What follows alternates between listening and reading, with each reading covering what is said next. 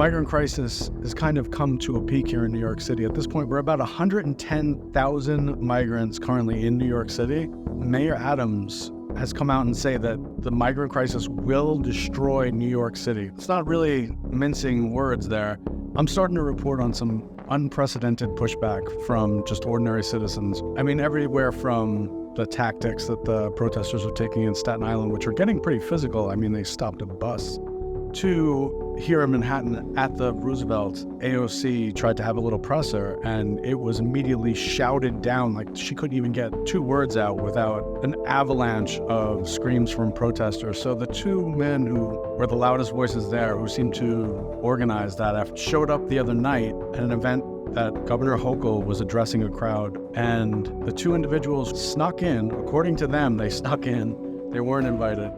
And they just started hurling orders and accusations at the governor, basically expressing their displeasure with the migrant situation and how it's being handled. We set out to get access to these guys to hear what their concerns were, because we, get them when they're not screaming, get them just talking.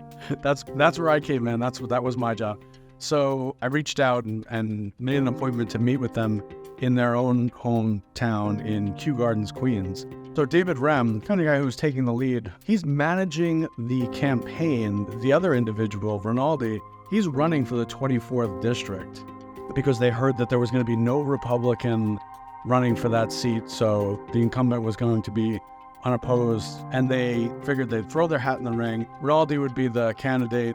David Rem would be the campaign manager ad hoc, and they were going to take a stab at it because they didn't feel, in their own words, they felt like they weren't being represented at all. And that's kind of the sentiment I was getting from the seriously angry people in Staten Island as well. They felt like they had no voice in their own local government.